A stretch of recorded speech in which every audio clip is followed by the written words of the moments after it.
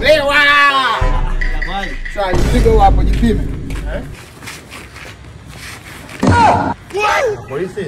Wewe jipime na polisi nini? Kumekucha. Mama. Msana wewe. Hizo unauza unafanya? Unauza. Wewe jipime kwanza, alafu nikwambie mchongo wake unavyokuwa. Hapa juu sawa. Ila hii suruali ndogo, unaona?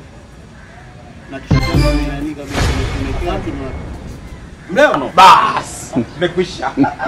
Kuna nini tena? Kuna nini? Wewe ni askari? Hapa vipi? Unaonaje hapa? Nini? Nani huyu? Mleo uniform umepata wapi? Wewe ni askari?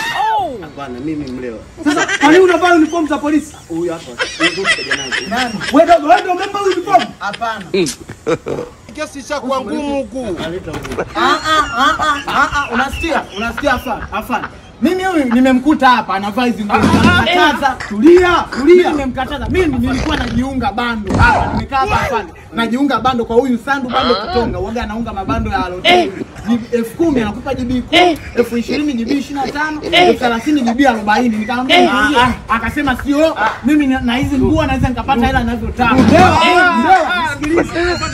Mimi nakujua. Wewe ni nini? Wewe ni askari. Umewezaje kwenda kuvaa uniform? Hilo ni kosa kisheria. Wewe ni raia. Wewe ni raia, unaweza yani wewe kwanza umezitoa wapi? Mimi najua kabisa.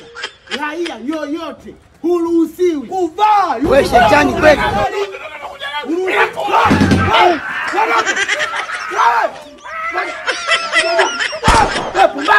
Wewe nyanyuka. Ndio mnavaa hizo nguo serikali imekataza na kosa kisheria. Mbona tunakupoteza mbele? Tulikuwa tunakupenda. Tunakupemenda. Mbona unafungwa bado mtoto? Ndio tunakupemenda mama yangu. Huyo arudi.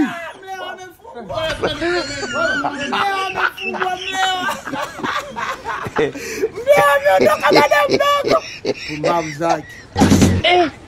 Zamu yake sasa. Hiyo atoki, unachezea na nguo za serikali. Usikuvaa nguo za serikali. Yaani nguo za polisi na bibi uzionee kwa mbali. Hata ukikuta imeanguka usiokote, iache, haikuhusu.